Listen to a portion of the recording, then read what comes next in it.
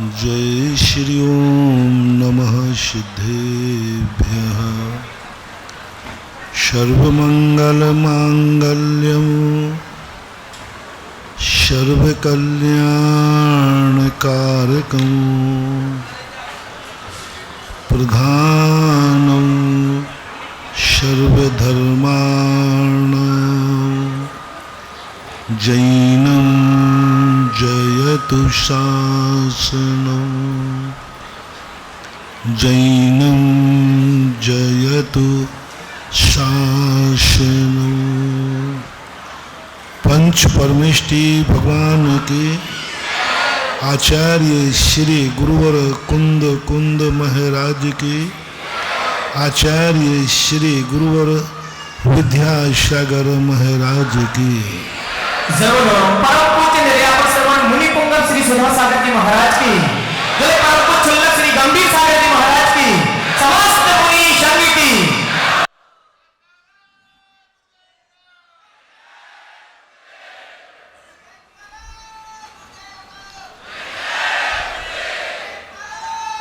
ओम शांति।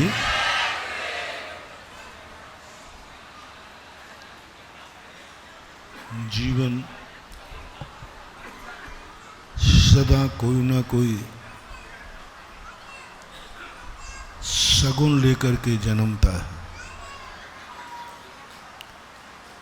उसमें खास तौर से मनुष्य का जब जन्म होता है वह कोई ना कोई सगुन रूप में होता है। उसमें भी खास तौर से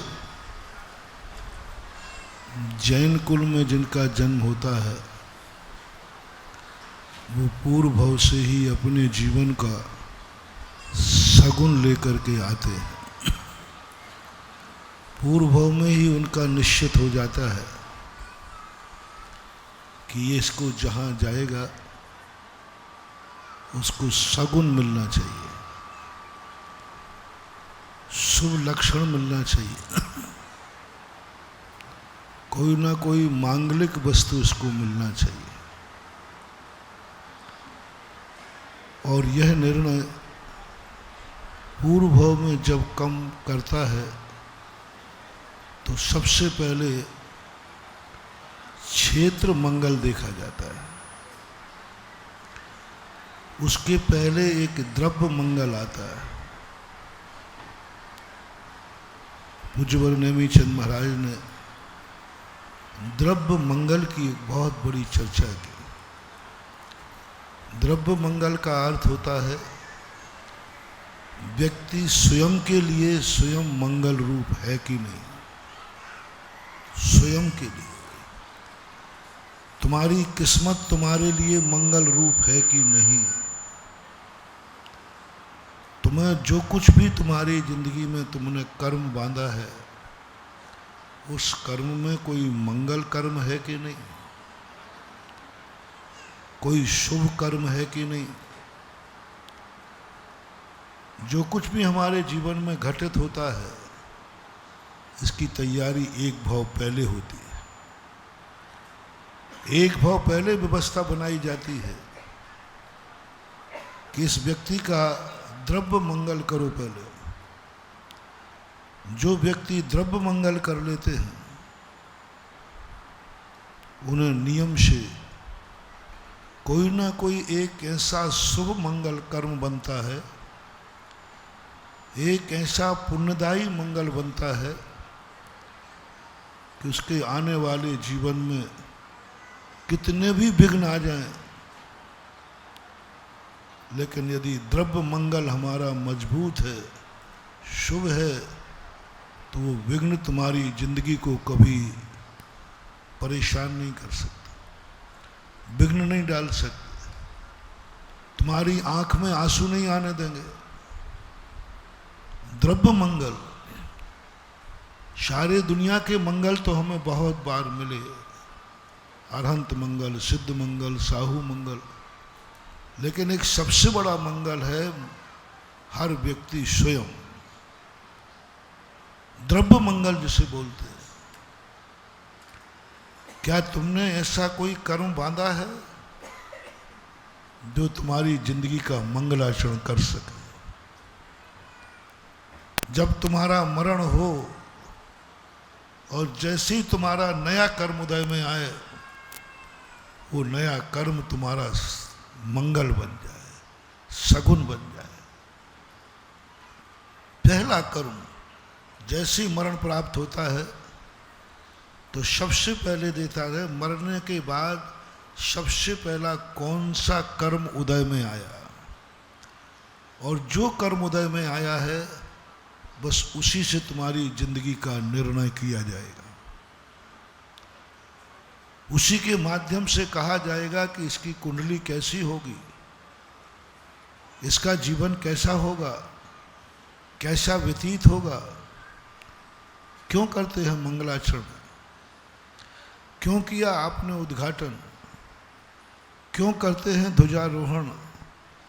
क्यों करते हैं मंगल कलश की स्थापना?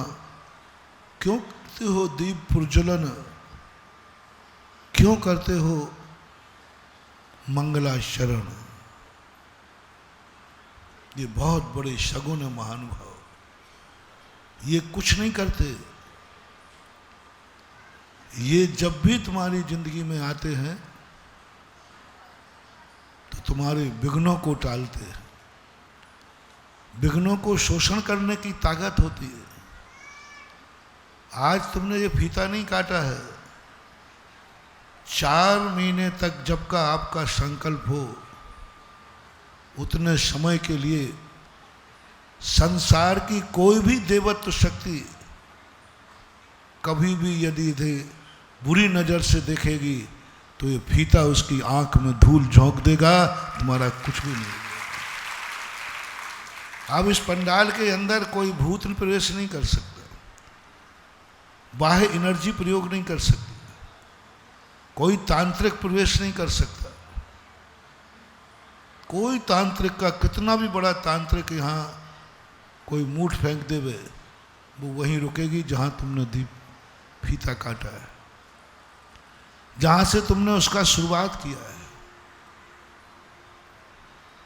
कोई भी नकारात्मक दृष्टि आएगी, वो दृष्टि वहीं रोक लेगी उस शिवा के अंदर, क्योंकि इसमें एक इतनी ताकत होती है।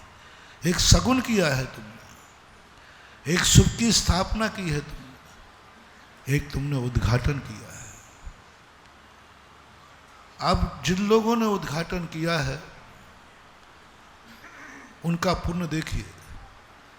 अब 4 महीने जितने कार्यक्रम इस पंडाल में निर्विघ्न होंगे, उन सब का कार्य उन 3 परिवारों को जाएगा जिन्होंने इस परिवार का उद्घाटन किया है। चाहे मैं प्रवचन कर लूं, चाहे यहाँ शिविर लगे, चाहे तुम प्रवचन सुनो, क्योंकि उन्होंने ये बात करके ये दिखा दिया, अब यहाँ कोई विघ्न करता नहीं आएगा। ये सारी की सारी कार्यक्रम करते हैं ध्वजारोहण क्यों? एक डोरी खींचना है मात्र, ये डोरी नहीं खींची गई है। उन सारी नकारात्मक शक्तियों को हिदायत दी गई है, खबरदार, यह ध्वजा स्थापित हो गई है, इसके प्रतिकूल विचार वाला कोई इस ध्वजा के आगे कदम रखेगा, उसका सर्वनाश हो जाएगा। ध्वजा में ताकत है। ये क्यों रखते हो मंगल कलश? जिन कलशों में इतनी ताकत होती है कि नकारात्मक शक्तियां सारी पी जाती हैं। एक कलश भरा रहता है, जितने भी नकारात्मक शक्तियां हैं वो कलश अपने आप में पी जाता है। ये दीप प्रज्वलन जलाया, ये घी नहीं जल रहा, कहीं से भी थोड़ी बहुत नकारात्मक शक्ति आ रही है, ये उसको या तो वहीं से भगा देगा जहां इसका धुआं निकलेगा, और अंदर आया तो ये दीप उसको अपनी तरफ खींच करके उस नकारात्मक शक्ति को भस्म कर देगा। ये सगुन कहलाते हैं, शुभ कहलाते हैं। ये प्रक्रिया बहुत छोटी सी होती है, बहुत छोटे समय को होती है, और छोटे समय की प्रक्रिया का मूल्य बहुत होता है, महत्व बहुत होता है। पूरा पंडाल का भी यदि कोई बनावे, पूरे पंडाल का भी खर्चा कोई देवे, उसका पुण्य, और एक व्यक्ति उद्घाटन के समय शगुन करे, उद्घाटन करने वाले का पंडाल बनाने वाले से पुण्य ज्यादा है, क्योंकि उसने सारी विघ्न शक्तियों को कीलित कर दिया, उसने सारी शक्तियों को नकार दिया। और ये नकारात्मक शक्तियां हमारी जिंदगी में, ये मंगलाचरण सारे भारत में होते, हर संप्रदाय में होते। शगुन की चर्चा हर संप्रदाय में, ऐसा कोई भी दुनिया का संप्रदाय नहीं जिसमें शगुन की शुभ की चर्चा ना होती। जिस बात को मैं कहना चाह रहा हूं, जब से पहले व्यक्ति अपनी जिंदगी में मरण के पहले कुछ शगुन की तैयारी कर लेना, मोक्ष जाने की नहीं कह रहा हूं, संसार में जीने के लिए। आगे वाला जन्म हमारा निर्विघ्न हो, अकाल मौत ना हो, रोते हुए जिंदगी ना गुजारना पड़े, बेइज्जती के साथ जिंदगी ना जीना पड़े, ऐसी कुछ तैयारी करो। जब कोई बाहर जाता है तो परिवार के लोग उसे शगुन करते हैं, टीका लगाते हैं, हल्दी लगाते हैं, चावल लगा देते हैं, कुछ मांगलिक करते हैं। इसको मात्र रूढ़ियां मत समझना, ये मात्र परंपरा मत समझना। वो तिलक जो तुम्हें कर दिया गया है, शगुन के रूप में किया है। एक तिलक लगता है श्रृंगार के रूप में, एक तिलक तुम स्वयं लगाते हो, और एक तिलक कोई परिवार का मुखिया, परिवार की माँ, परिवार का कोई व्यक्ति तुम्हारे लिए शगुन करके तिलक लगाता है। वो शगुन का किया हुआ तिलक महानुभाव छोटी मोटी विघ्न बाधाओं को तुम्हारी यात्राओं में टालेगा। वो चावल थोड़े से ज़्यादा नहीं, 2 चावल चिपकाए, एक हल्दी का टीका लगाया है, लेकिन शगुन के लिए लगाया है, श्रृंगार के लिए नहीं लगाया। श्रृंगार के लिए नहीं लगाया, शगुन का टीका लगाया। और उसकी तैयारी पहले कर ली जाती कि भाई हम कहीं जा रहे हैं, यात्रा पे जा रहे हैं, तो परिवार के लोग शगुन की तैयारी करते। ऐसा ही प्रकृति ने कहा, धर्मशास्त्रों ने कहा, अब तुम इस पर्याय में रहना चाहते हो या जाना चाहते हो? नहीं, अब मैं इस पर्याय में नहीं रह सकता, क्योंकि यह पर्याय अब मेरे काम की नहीं। ये पर्याय में जो कार्य मैं करना चाहता हूं उसके लिए अब ये वृद्ध हो चुकी है, ये शरीर वृद्ध हो चुका है, अब मेरे किसी भी कार्य में नहीं समर्थ है, इसलिए मैं इसका परिवर्तन करना चाहता हूं। और परिवर्तन होगा तब नीति शास्त्र कहते हैं शगुन की तैयारी की है। पर्याय को छोड़ना कोई कोई बड़ी बात नहीं है, वो तो अब छूट जाएगी, लेकिन जिस पर्याय की तुमने शुरुआत की है, उस पर्याय का जो जन्म होने वाला पहले समय में आपके कौन से कर्म का उदय आएगा, कौन सा कर्म उदय में आएगा, एक एक कर्म की बात कही। ज्ञानावरणी कर्म का उदय आएगा, कहीं ऐसा तो नहीं है कि मिथ्या ज्ञान का उदय आ जाए, मिथ्या ज्ञान का उदय आ जाए। हम जैसे ही जन्म लें और हम मिथ्यात्व के साथ रहने, मिथ्या ज्ञान, मिथ्या दर्शन, मिथ्याचारित्र का उदय, हमारे असाता कर्म का उदय पहले समय में, हमारे नीच गोत्र का उदय पहले समय में, नाम कर्म की अशुभ प्रकृतियों का उदय, आयु कर्मों ने नरक और त्रियंच गति आदि का उदय, आयु का उदय, ये सारे एक साथ उदय में आते हैं जाओ तुम्हारा अमंगल हो गया। तुम लाख उपाय करना, तुम्हारी जिंदगी की घोषणा पहले समय में हो चुकी है। प्रथम समय में घोषणा हो जाती है इस जिंदगी की जिंदगी कैसे गुजरेगी। पहला समय जैसे ही मरता है उसके तुरंत समय पर कुंडली बनती है, पूरी जिंदगी की किस्मत लिखी जाती है। पूरी जिंदगी भर आपने कैसे भी कुछ भी किया है, कुछ भी करोगे, पहले समय में आपने क्या किया है, पहले समय आपके कौन से कर्म का उदय आया है, ये सबसे पहले देखा जाता है। क्यों देखा जाता है कि समय से इसका बताओ, इसका जन्म कब हुआ, मिनट, सेकंड।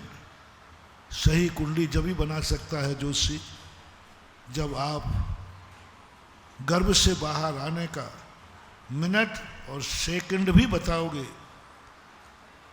वो ज्योतिषी तुम्हारी पूरी जिंदगी बता देगा। वो लिख देगा कि इस साल में इस समय ऐसे ऐसा होगा। कुंडली गलत नहीं है,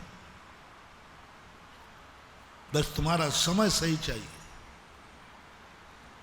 फिक्स समय चाहिए, निश्चित समय चाहिए, सेकंड का भी अंतर नहीं आना चाहिए।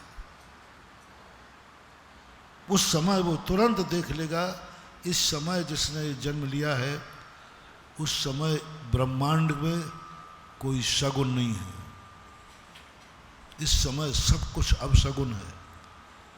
इस समय ज्योतिष मंडल पूरा अशुभ से गुजर रहा है। इस समय चारों तरफ अमंगल ही अमंगल है। ये जिंदगी में कभी सुखी नहीं रहेगा। और यदि जिस समय आपका और उस समय है और उस समय वो लग्न देखेगा, नक्षत्र देखेगा, दिन देखेगा, तिथि देखेगा और घोषणा कर देगा जिंदगी में अभी कुछ भी करता जाए इसका कभी कोई कुछ बिगाड़ नहीं पाएगा, क्योंकि शगुन देख लिया। कर्म सिद्धांत में और बारीकी है। पहले समय की कर्म प्रकृतियों का उदय कौन से कर्म का उदय है इसका, उन कर्मों के उदय के आधार पर आने वाला समय तुम्हारा निर्धारित होता है। तो हर व्यक्ति को जिनवाणी कहती है कम से कम इतना तो पुण्य कर लो कि तुम्हारा पहला समय सही निकले। इसके लिए मैं आपको बार बार कहता हूं, बार बार कहता हूं कि आपका जब जन्म हुआ है वो तुम्हें होश में नहीं है, लेकिन परिवार वालों को जिस दिन बालक का जन्म हो उस दिन घर में कुछ अशुभ नहीं होना चाहिए, घर में किसी का क्रोध नहीं होना चाहिए, घर में किसी का बुरा परिणाम नहीं होना चाहिए, घर के अंदर परिवार के अंदर कोई नकारात्मक शक्ति नहीं होना चाहिए, किसी को जुआ गुटखा शराब नशे का सेवन नहीं करना चाहिए। आज कोई रात में नहीं खाएगा, आज कोई अभक्ष नहीं खाएगा, क्योंकि आज मेरे घर में एक मेहमान का पहला दिन है, आज सब कुछ शुभ ही शुभ होगा, आज सब शुभ ही शुभ होगा। घर में कोई गलत नहीं खाएगा, सब शुभ, सब नमोकार मंत्र पढ़ो, सब भगवान की भक्ति करो, तुम्हारे लिए नहीं। जिस व्यक्ति ने जन्म लिया है उसको एक दिन का शगुन दे दो, तुम्हारा एक दिन के शुभ करने से उसकी पूरी जिंदगी शुभ हो जाएगी। और उस दिन यदि तुमने शुभ कर लिया तो वह बालक, वह बालिका तुम्हारे कुल के लिए शगुन बनेगी, कुल के लिए शुभ होगा, वो कुल का नाम ऊंचा करेगा, वो तुम्हें मान सम्मान दिलाएगा, क्योंकि जिस दिन वो तो आया था घर में उस दिन तुमने सब कुछ शुभ ही शुभ किया, शुभ ही शुभ किया। बालक का जन्म हुआ, दीप तैयार करके रखो, दीप जलाओ, एक जलाओ, दो जलाओ, घर को जगमगा दो पहले दिन, बाद में नहीं कह रहा हूं, जन्मते ही, जन्म के पहले भी नहीं कह रहा हूं, जन्मते ही आपको कोई ना कोई शगुन घर में करना है। कलश भर के तैयार रखो, कलश रखो। सब लोग कोई ऐसा शब्द बोलो जो शुभ माना जाता हो। बोलो पंच परमेष्टि भगवान की, वचन से शुभ बोलो। सभी लोग जय जिनेंद्र बोलो। सभी लोग आज भोजन में सब शुभ चीजें खाएंगे, अशुभ चीज नहीं खाएगा कोई। घर में अच्छी चीजें बनेंगी जो शुभ मानी जाती है, जो अच्छा माना जाता है। कह दूं तो बुरा नहीं माने, और मान जाओ तो एक दिन की बात है, एक दिन की बात। आज घर में किसी बालक बालिका का जन्म हुआ है, कोई चाय नहीं पिएगा, सब दूध पिएंगे। एक दिन, एक दिन, ज्यादा नहीं मांग रहा हूं, एक दिन। कल डबल पी लेना, आज नहीं। आज सब दूध पिएंगे। दूध शुभ है, शगुन है। समय पार्लियामेंट में हुआ था कि भारत देश में जब तक दूध लोग पीते रहेंगे कोई कुछ नहीं बिगाड़ पाएगा, क्योंकि सुबह से उठ करके हर व्यक्ति के हाथ में दूध का गिलास रहता है। और दूध का दर्शन शुभ है, दूध का पीना शुभ है। यहां तक कुछ नक्षत्र हैं, कितना ही अशुभ मुहूर्त हो, उसको दूध पिला करके भेज दो, वो अशुभ मुहूर्त भी शुभ में बदल जाता है। दूध में इतनी ताकत होती है। दूध पीता हुआ बालक कहीं दिख जाए, माँ दूध पिला रही हो, तुम कहीं जा रहे हो, जाओ, कैसा भी मुहूर्त हो, तुम्हारी फतेह है, क्योंकि बालक माँ का दूध पी रहा था। कोई गाय बछड़ा भी, यदि गाय भी अपने बछड़े को दूध पिला रही है, कैसा भी अशुभ मुहूर्त हो, सामने गाय बछड़े को दूध पिला रही है, बछड़ा दूध पी रहा है, जाओ, तुम्हारी फतेह है। दूध पीता हुआ, दूध पिलाती हुई, दोनों शुभ। दूध भी शुभ है, दूध का पीना शुभ है, दूध का पिलाना शुभ है। तुम्हें नहीं पीना है, किसी मांगलिक कार्य करना है, किसी मांगलिक कार्य को जा रहे हो, तुम नहीं पी सकते हो, तो दूसरे को दूध पिला करके जाओ। कोई तुम्हारे घर में आया है, दूध पिला दी। उस बालक के जन्मदिन पर एक दिन कोई भी सब व्यक्ति पिएंगे तो दूध पिएंगे, भोजन भी शुद्ध होगा, कोई गाली गलौच नहीं करेगा, कोई परिणाम नहीं बिगाड़ेगा। आज 24 घंटे का, एक 24 घंटा आप बालक का शगुन कर दीजिए, तुम्हारा क्या बिगड़ता है, उसकी जिंदगी संभल जाएगी। और तुम्हारे लिए भी लाभ है कि तुमने यदि उसके लिए एक दिन का शगुन कर दिया, तो तुम्हारे कुल को, तुम्हारे लिए वह शगुन के रूप में होगा।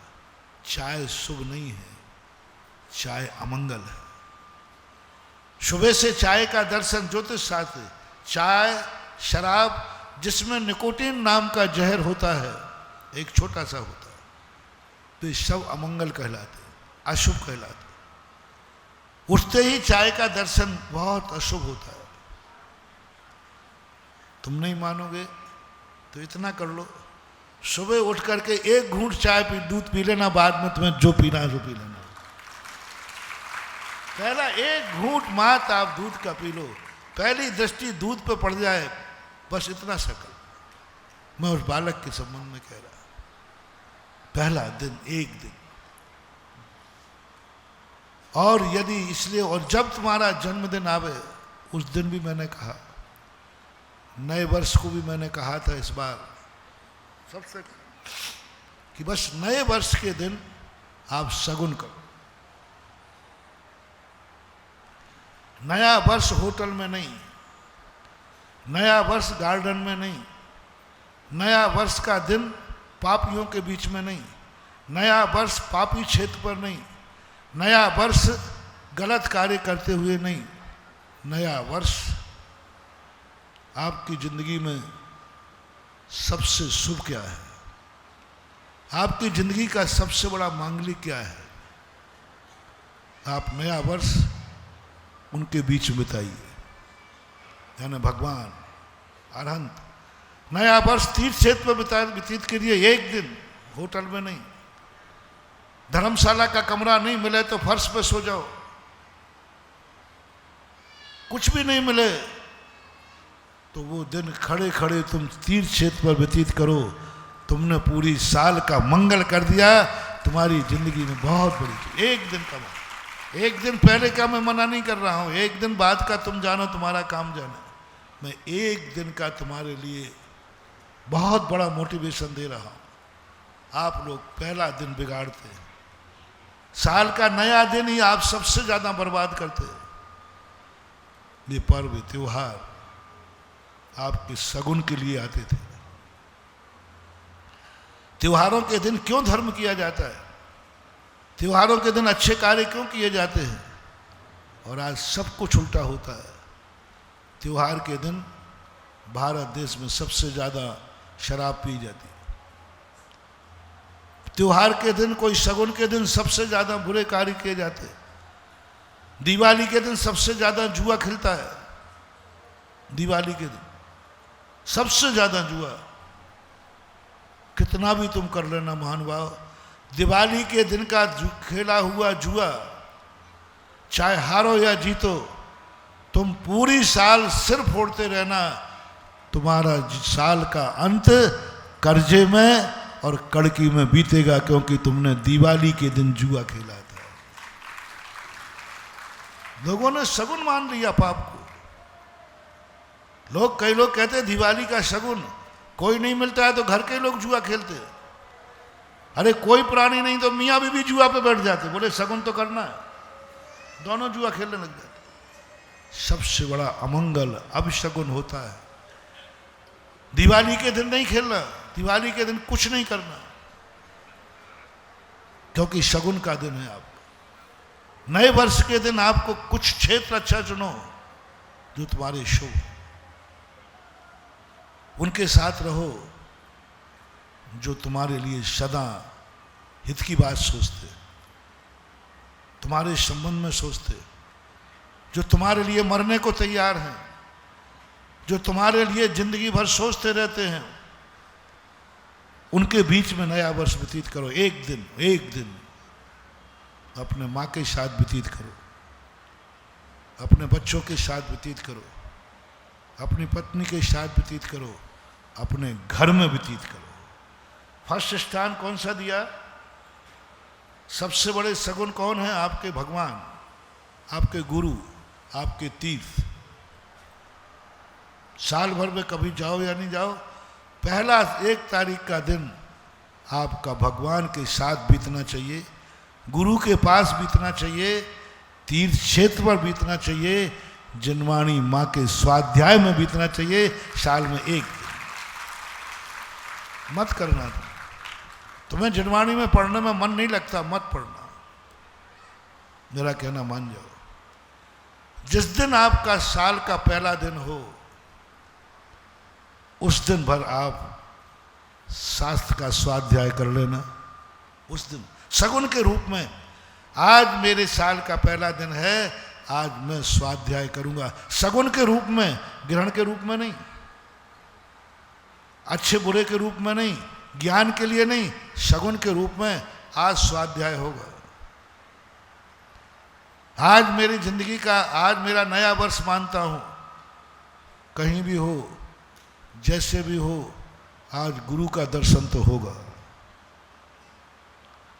भले ही साल भर तुम कभी मंदिर नहीं गए, आज तो प्रभु का अभिषेक होगा, आप तो भगवान का दर्शन होगा, क्योंकि आज मेरा पहली साल का पहला दिन है। ऐसे ही जन्मदिन, जितने आपके खुशी के दिन हैं,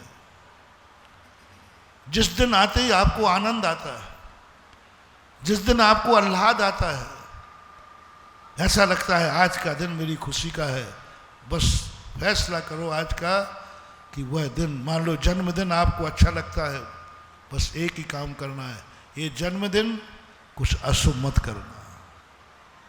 उस जन्मदिन देवसाद गुरु के पास जाके व्यतीत करो। वहाँ नहीं जा पाए, तो अपना जन्मदिन उसके साथ व्यतीत करो जिसने जन्म दिया है। मम्मी पापा के साथ व्यतीत करो, उनके साथ खाओ, उनके साथ बैठो, उनसे वार्ता करो। जन्मदाता है वो तुम्हारे। एक दिन की बात कर रहा हूं, साल भर में तुम्हें जो करना मैं उसकी बात नहीं कर रहा हूं, आज प्रसंग दूसरा है। एक दिन मात्र आपको ये करना है कि मैं जन्मदाता के साथ आज उसी के हाथ का खाऊंगा, उसी के साथ खाऊंगा, उसी को खिलाऊंगा, उसी से कुछ लूंगा, उसी को कुछ दूंगा, माँ बाप से कुछ लूंगा, माँ बाप को कुछ दूंगा, सब कुछ उसे पैर माँ बाप के छूंगा, आशीर्वाद माँ बाप का लूंगा। मात्र एक दिन में तुम्हारा इतना बड़ा सगुन हो सकता है कि वह दिन यदि तुमने कायम कर लिया तो तुम्हें अनाथ होने का जो कर्म ही बांध लिया था वो कर्म भी भाग जाएगा और तुम्हारे माँ बाप की अकाल में मौत नहीं होगी कि तुम बालकपने में, अभी तुम्हारी उम्र ही क्या है, माँ बाप मर गए, ऐसा कर्म बांध लिया, छोटी उम्र में भगवान माँ बाप ने जन्म दिया, मर गए, अभी तुम बड़े ही नहीं हो पाए, मर गए। आपको मात्र एक सगुन दे रहा हूं, जन्मदिन आप उनके साथ व्यतीत करो। जन्मदिन में आज बाहर नहीं खाऊंगा, आज घर से बाहर नहीं जाऊंगा, एक दिन जन्मदाता के लिए आज परिवार के साथ व्यतीत करूंगा। आज बेटे का जन्मदिन है, एक दिन आज मैं कहीं नहीं जाऊंगा बेटा, बेटे का जन्मदिन है, आज तेरे साथ रहूंगा, आज तेरे लिए करूंगा, आज तेरा सगुन करूंगा, आज तुझे मंदिर लेके जाऊंगा, आज तुझे गुरु के पास लेके जाऊंगा, आज तुझे साथ में लेकर अभिषेक कराऊंगा। आज तेरा जन्मदिन है। एक पिता अपने बेटे के लिए मात्र एक जन्मदिन उसका साथ दे दे, शायद बेटा कभी तुम्हारी जिंदगी में अकाल की मौत भी आएगी, ट्रेन के नीचे भी गिर जाएगा तो वो बाहर निकल जाएगा, पूरी ट्रेन निकल जाएगी, बच्चा साबुत बच जाएगा, क्योंकि तुमने एक जन्मदिन में उसको दिया था। तुमने कहा बेटा आज तेरी जिंदगी में, आज तेरा जन्मदिन है, मैं शुभ ही शुभ कार्य करूंगा और सब तेरे लिए करूंगा, कोई अशुभ नहीं। आज गुटखा नहीं खाऊंगा, आज पान खाकर पीक नहीं थूकूंगा, थूकना अशुभ माना जाता है। आज कितने भी बड़ा मैं पापी हूं बेटा, आज नहीं करूंगा, क्योंकि आज मेरे बेटा बिटिया का जन्मदिन है, आज मेरे बेटे का खुशी का दिन है। एक दिन मात्र, एक दिन, कोई भी चीज, जो भी आप, शादी की सालगिरह का आजकल फैशन चल रहा है, आप लोगों में सबसे ज्यादा खुशी का दिन कौन सा आने लगा आजकल? जन्मदिन तो सेकंड हो गया, जन्मदिन तो आजकल शादी की सालगिरह का बहुत रिवाज। लोग जन्मदिन पे इतना खर्च नहीं करते, शादी की सालगिरह पे लाखों लाखों रुपए। कई लोग तो ओरिजिनल शादी से भी ज्यादा अच्छी करते। और बच्चे कहते पापा मैंने आपकी शादी नहीं देखी, मुझे दिखाओ ना। कान खोल के सुन लो रे छोकरो, माँ बाप की शादी देखना तुम्हारी जिंदगी का सबसे बड़ा अमंगल और अशुभ है, बहुत बड़ा पाप है। माँ बाप की शादी देखने का अर्थ है कि तुम वो पापी हो जो माँ बाप की शादी के पहले ही तुम्हारा जन्म हो चुका है, ये कर्म बंधेगा तुम्हें। माँ बाप की शादी देखने का रिवाज जो चल रहा है, ये वो कर्म बांध रहा है तुम्हें, और शादी के रिवाज को मनाने वाला वो कर्म बांध रहे हैं दोनों। बेटे को कर्म बन गया जिसने भाव किया मैं अपने पापा की ओरिजिनल शादी देखूंगा, ओरिजिनल होने लगी। बराबर पंडित आता है, बरमाला डलती है, वो क्या क्या करते मुझे पूरा पता नहीं, तुम लोगों को ज़्यादा मालूम, हम तो सुनी सुनाई कह रहे। हो रहा है कि नहीं? ओरिजिनल शादी जैसा मनाने का रिवाज हो गया कि नहीं? होटल बुक होती है बराबर, सब रिश्तेदार भी आते हैं। मैंने तो ये सुना कई स्थानों पर पूरी घोड़ी पे बैठकर दूल्हा भी जाता है। शेयर आप करना। देखो इसमें कहीं चूक जाऊं तो आप लोग सुधार लेना, आगम में चूक जाऊं तो मैं सुधार लूंगा, तुम्हारी रामायण में मैं चूक जाऊं तो आई एम सॉरी प्लीज भैया, आप लोग कर लेना, क्योंकि मैं तो सुनी सुनाई। घोड़ी पे बैठ के जाने लगे, तोरण लगता है, बाकायदा सासू उसके आरती उतारती है, पत्नी जो भी तुम्हारा रिव सब होता है। महानुभाव, ये पाश्चात्य संस्कृति इतनी अपशगुन है, इतनी अपशगुन है। मैं अपने भक्तों से कहना चाहूँगा, अपने माँ बाप की शादी को कभी देखना मत, देखने को मिले तो आंखें बंद कर लेना, बहुत बड़ा अशुभ कर्म बंधेगा। ऐसा कर्म बंधेगा, तुम्हारा जन्म तो होगा लेकिन शादी के पहले कोई कुकर्म करेगा, उससे तुम्हारा जन्म होगा। शादी के पहले जन्म लेना उस बालक के लिए इज्जत वाला है कि बेइज्जती वाला? बोलो, अपने भारत में बेइज्जती वाला है। अरे शादी हुई नहीं, बालक ने जन्म ले लिया, निंदा का पात्र है, बहुत निंदा होती, बहुत बुरा कहा जाता है। शास्त्रों में देखो ऐसे कांड हुए हैं, उनको नदी में बहा दिया गया। कर्ण का जन्म हुआ, नदी में बहा दिया, पूरी जिंदगी भर सूद पुत्र के नाम से जाना गया। जिंदगी भर उसको कितने कष्ट उठाना पड़े, आप लोगों को रामायण भागवत में देखा होगा। इसके ऊपर एक बहुत बड़ा उपन्यास लिखा है, भारतीय ज्ञानपीठ से चाहा है, गोयली करके कोई है, उन्होंने लिखा है मृत्युंजय। क्या दर्दनाक कहानी। कुछ नहीं महानुभाव, उसने कभी अपने माँ बाप की शादी देखने का मन बनाया होगा कि मेरे मम्मी पापा ने कैसी शादी की थी, मैं देखना चाहता हूँ। कभी भूल कर भाव नहीं करना, प्रणाम नहीं करना। और मनाने वाले कान खोल के सुनो, जो अपनी शादी की सालगिरह शादी के तरीके से मनाते हैं, होटलों में बुक करके वरमाला डालते हैं, दस्तूर करते हैं, मेहंदी रचाते हैं, सामान मेहंदी नहीं, उसके निमित्त की मेहंदी, पूरा बुलौआ आदि सब करते हैं, नेक दस्तूर करते हैं। सावधान, तुम्हारी जिंदगी में वो पाप होगा, शादी के पहले तुम जरूर कोई व्यभिचार करोगे, शादी के पहले तुमसे कोई पाप होगा, और वो पाप इतना बड़ा होगा फिर कोई तुमसे शादी भी नहीं करेगा। ये गलती कभी भूल करके नहीं करना। शादी एक बार, काठ की हंडी, गृहस्थ का विवाह और साधु की दीक्षा एक बार होती है, दोबारा यदि होती है तो वो भ्रष्ट कहलाता है। काठ की हंडी होती ना, साधु की दीक्षा कितने बार होती है? एक बार। और दोबारा हुई है तो बोलो ना, यदि किसी साधु की दीक्षा द्वारा हुई है तो क्या सिद्ध हो रहा है? ये साधु भ्रष्ट हुआ था, ये भ्रष्ट हो गया, तभी द्वारा दीक्षा हुई, अन्यथा दीक्षा द्वारा होती ही नहीं। इसी प्रकार द्वारा शादी होना ये तुम्हारे भ्रष्ट नाम कर्म के बंध का कारण है। इसलिए महानुभाव, इस पाश्चात्य संस्कृति को, जहाँ तक मेरी आवाज़ जा रही हो, बच्चों से, माता पिताओं सबसे कहना है, शादी का प्रोपोगंडा द्वारा का मत करना, मत करना, भूल करके मत करना, भूल करके बरमाला मत डालना, भूल करके अंगूठी का दस्तूर मत करना, भूल करके शादी की कोई भी रस्म हंसी हंसी में भी मत करना। पंडित जी साहब आशा दर्जी हुए, उन्होंने लिखा, मुनि की चर्या भूल करके भी, हंसी मजाक में भी इस चर्या का प्रदर्शन मत करना।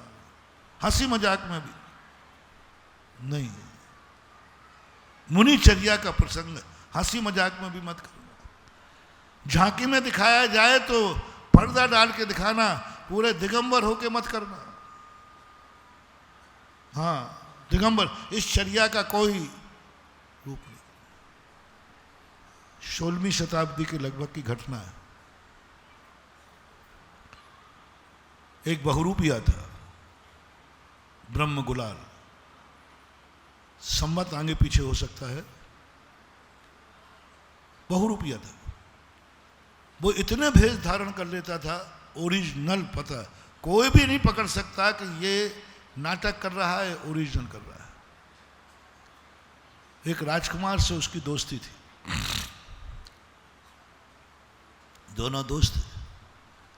बोले भाई तू ऐसे भेष धारण करता है कि लोग भूल जाते, एक बार तू शेर का भेष धारण करके दिखा, बिल्कुल ओरिजिनल लगना चाहिए, सब लोग भूल जाएं कि नकली है कि असली है। तो ब्रह्मगाल कहता है दोस्त, असली बनने के लिए तो फिर असली नाटक करना पड़ेगा,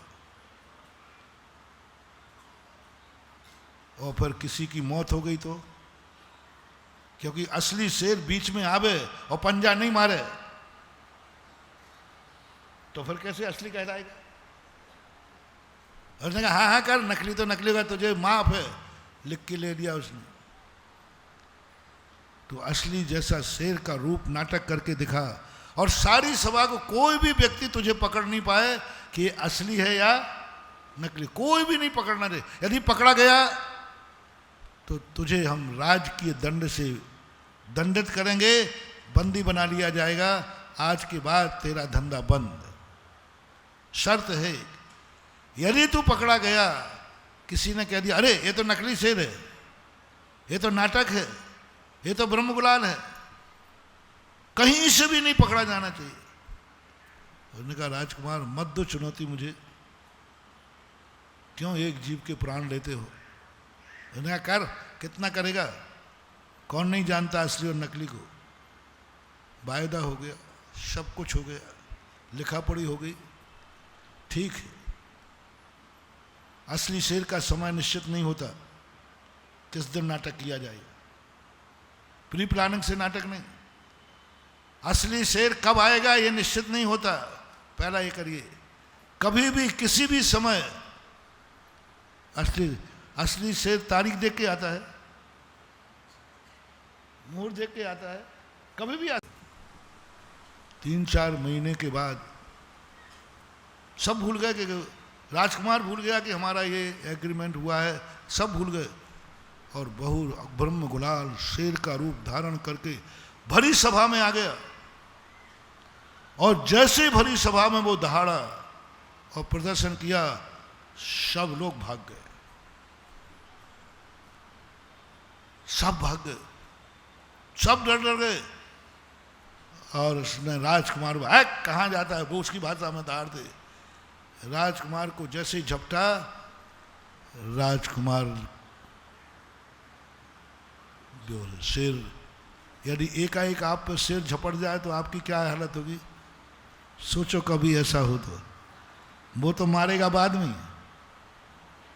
पहले तो महाराज देखते ही हवा खिसक जाती है, देखते ही हवा खिसक जाती है।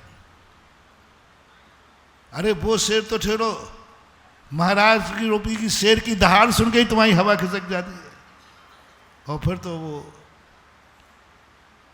जैसे उसकी तरफ झपटने को हुआ, राजकुमार ने कहा ये मार डालेगा, तो शेर है, अटैक होके मर गया, मर गया तुरंत। ब्रह्म गुलाल घबरा गया, ये तो सही में हो गया। राजा ने कहा तुमने क्या किया है। बोले साहब मैंने पहले ही लिखवा लिया था आपके राजकुमार से, मुझे एक खून माफ है। राजा कुछ नहीं बोल पाया, एक ही राजकुमार था, मर गया। अब राजा इतने विषाद में चला गया कि बदला तो इससे लूंगा, मेरा राजकुमार छीना है इसने। और उसने कहा मैं क्या करूं, राजकुमार ने खुद मुझे तीक पे चढ़ाया और कहा असली रूप लाके दिखा तो जानू। अब मैंने दिखा दिया, मैं क्या करूं। एक दिन ब्रह्म गुलाल से राजा कहता है तुझे इतनी शर्म नहीं आई। अरे धीरे से राजकुमार से कह देता कि मैं नकली आया हूं, बोले साहब प्रतियोगिता हार जाता, मैं जेल में बंद हो जाता, पकड़ में आ जाता। तो राजा ने प्रतिशोध की भावना से कहा, यदि तू सही में बहुरूपिया है और ऐसे रूप धारण करता है जिसमें किसी को पता नहीं चल पाता है, तो ले मैं आज तुझे कहता हूं, मैं जो कहता हूं वो रूप धारण करके दिखा तो तुझे बहुरूपिया मानूंगा, अन्यथा तुझे राजद्रोह का, राजकुमार की हत्या का पाप आपके खाते जाएगा, दंडित किया जाएगा। बोले राजा साहब कौन सा भेष है? बोले दिगंबर मुनि का भेष धारण करके दिखा।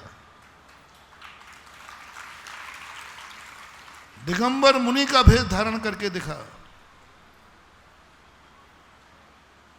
किसी को पता नहीं चलना चाहिए कि तू नकली है या असली है।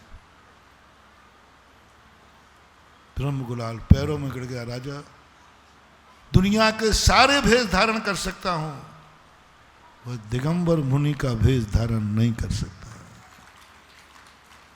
तो राजा तो यही चाहता था, फिर तैयार रहे बंदी बनाने के लिए, तैयार रहे मौत के लिए। राजा तो बहाना ही ढूंढ रहा था, उसने चाहिए था ये दिगंबर मुनि बन नहीं पाएगा और मुझे इसको मृत्यु का, बेटे की मौत का बदला लेने का मौका मिलेगा। मरता क्या नहीं करता। बोले साहब 6 महीने का समय चाहिए। अब बोलो दुनिया के भेष धारण करने में कोई समय नहीं, दिगंबर मुनि के भेष धारण करने में क्या लगना, कपड़े ही तो उतारना है, कपड़े उतारना, पीछे कमंडल लेना, और करना क्या है। ब्रह्मलाल कहता है कि नहीं, बहुत कठिन है राजन, 6 महीने में भी मैं कर पाऊंगा, मुझे डर लग रहा है। मैंने एक बार पिक्चर वालों से, हीरोओं से चर्चा की। मैंने कहा सारे दुनिया में पिक्चर बनाते हो, सारे दुनिया के धर्मों पर पिक्चर बनाते हो, जैन कहानियों में पिक्चर क्यों नहीं बनाते? जैन पुराणों में भी तुम्हारे लिए बहुत अच्छी अच्छी कथानक हैं जिन पर फिल्म बन सकती है, बहुत अच्छे अच्छे कथानक। खलनायक भी मिलेगा तुम्हें, राग रंग भी मिलेगा तुम्हें, तुम जो फिल्म के चाहते हो सब मिलेगा, क्यों नहीं बनाते हो? तो उसने क्या कहा, मुराद बना दूंगा महाराज जी, आप बाधक हैं उसमें, आपके कारण नहीं बन पाती। मैंने कहा ये मैं ही कह रहा हूं, नहीं आप मुनि महाराज लोग बाधक हैं, ऐसी कोई कहानी नहीं है जिसमें कोई मुनि महाराज नहीं आते हों, और मुनिराज के बिना वो जैन कहानी होगी नहीं। अब सवाल है कि मुनि महाराज कौन बने। नंगा बनना हो तो कोई बन जाए, यहां तो मुनि बनना है। ये कठिन। 6 महीने के बाद बात राजा ने कह दी, भूल गए राजा, और घर में जाकर के सब तरफ उसने दस्तखत करके सबसे क्षमा मांगी। बोले अभी तक तुम कोई रूप धारण करने जाते थे तो इतने उदासीन नहीं रहते थे, क्षमा नहीं मांगते थे, आज क्या हो गया? बोले बस आज के बाद कोई दूसरा भेष धारण नहीं होगा, आज मेरा अंतिम भेष है दूसरा, आज के बाद तुम्हारा हमारा कोई संबंध नहीं होगा, आज के बाद इस परिवार से मेरा कोई संबंध नहीं होगा, आज मैं वो भेष धारण कर रहा हूं जिसको धारण करने के बाद फिर कोई दूसरा भेष नहीं होता है। और पिछी कमंडल लेकर ऐसी मुद्रा बना के आया, सारे नगर के लोग मुनिराज की आगवानी में साष्टांग नमस्कार कर रहे, साष्टांग, केसरौन पेंटन सब कर लिए, साष्टांग नमस्कार कर रहे। राजा को पता, राजा खुद दरवाजे पे आरती लेके आ गया और राजा ने आरती उतारी। ओह अभाग्य, मेरे नगर में मुनिराज पधारे, मुनिराज पधारे। राजा आरती उतारा, प्रजा एक व्यक्ति को भी नहीं पता चला कि ये क्या मामला, राजा भूल गया। और राजा ने जैसे ही चरण पखारने के लिए कलश उठाया, मुनि महाराज पढ़ा करते ना आगवानी के समय, तैसे ब्रह्म गुलाल ने पैर पीछे कर लिया। नहीं राजा, राजन आप राजा हैं, हम ब्रह्म गुलाल आपकी प्रजा हैं, क्या राजा प्रजा के पैर पखाड़ता है? अरे राजा कहते अरे ये तो मामला उल्टा है। राजा हार गया। बोले ब्रह्म गुलाल तो मैं तुम्हें नहीं पहचान पाया, मैंने ही वादा किया था। बोले आपने कहा था कि ऐसा भेष धारण करना जो कोई नहीं पहचान पाए। अब मुझे पता चला तू सही में ओरिजिनल भेष धारण कर लेता है।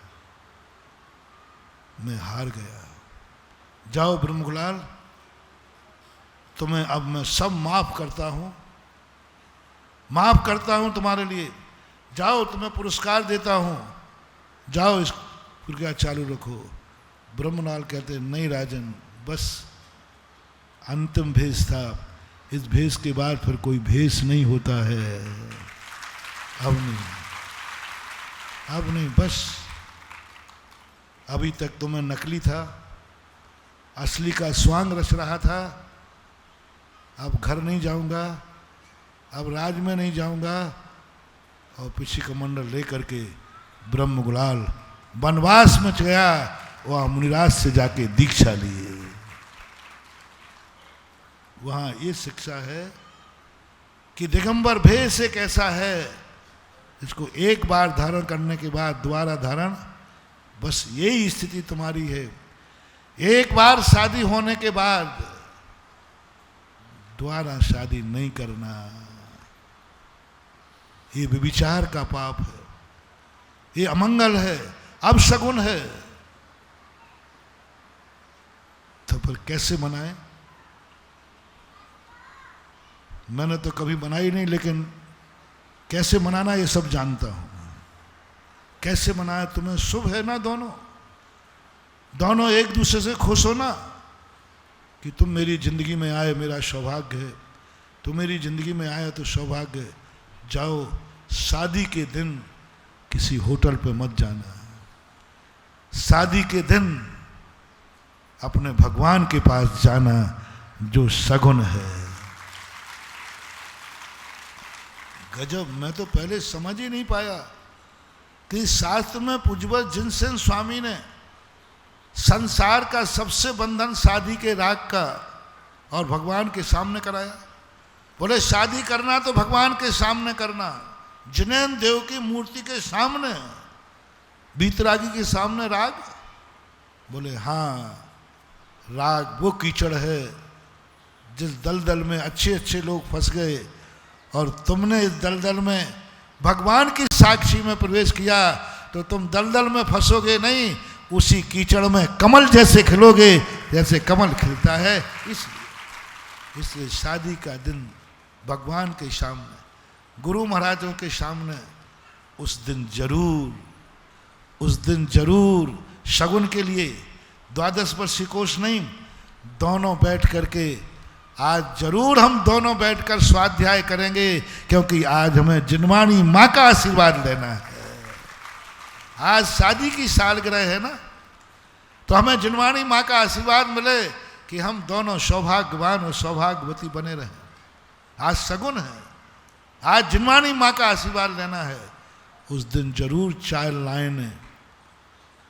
लाइनें सही सगुन के रूप में जिनवाणी की पढ़ना। साल भर पढ़ो या नहीं पढ़ो, किस दिन कह रहा हूं, किस दिन कह रहा हूं? जिस दिन आपका शुभ दिन है, शादी का दिन है, उस दिन 4 लाइनें जरूर पढ़ लेना। साल भर अभिषेक करो या नहीं करो, उस दिन अभिषेक जरूर दिखाना, देखना का करना, और पत्नी को सामने बैठकर दिखाना। एक दिन दिखा देना, एक दिन दिखा। एक दिन के देखने से कोई तुम्हारा कल्याण नहीं हो जाएगा। मैं वही कह रहा हूं, उस दिन यदि अपने पति के हाथ का अभिषेक देखने से तुम हजारों करवा चौथ करना, तो जरूरी नहीं है कि तुम्हारा सुहाग जिंदा रहेगा, लेकिन तुमने सगुन मान लिया कि आज के दिन तो हम अपने पति के हाथ का अभिषेक देखेंगे, तो ये जरूर चमत्कार दिखाएगा, तुम्हारी मांग का सिंदूर सदा सुखद होगा, शगुन के रूप में। कर्म निर्जा के रूप में नहीं कह रहा हूँ, आज कर्म निर्जा की कोई चर्चा ही नहीं, आज धर्म की कोई चर्चा नहीं कर रहा हूँ, आपके सगुन की बात कर रहा हूँ, क्योंकि आज पंडाल का सगुन हुआ है।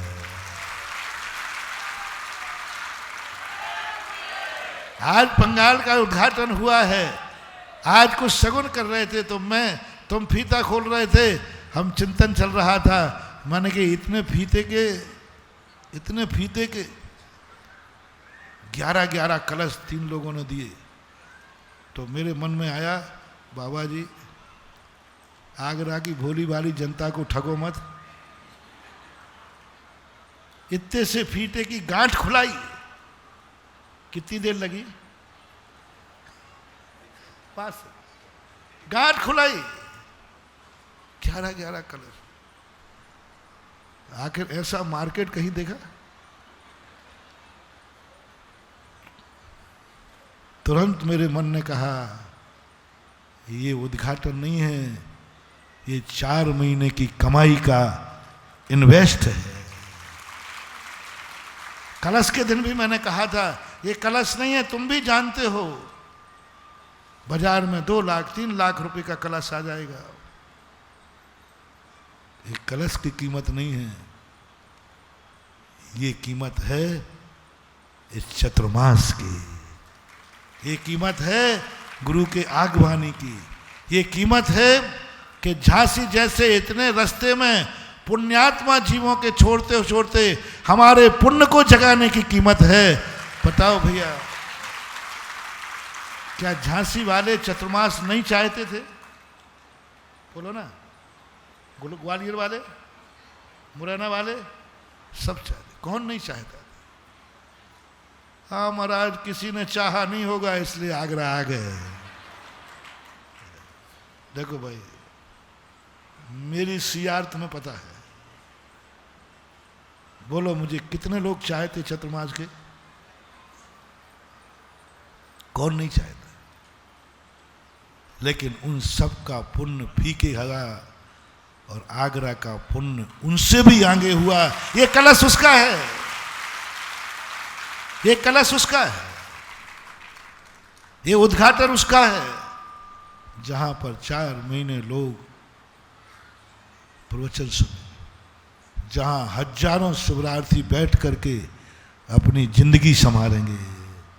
हजारों शिवरार्थी, एक नहीं हजारों शिवरार्थी बैठकर जब यहां ध्यान करेंगे, जब प्रवचन सुनेंगे, जब क्लास सुनेंगे, ये सब कीमत उसकी है।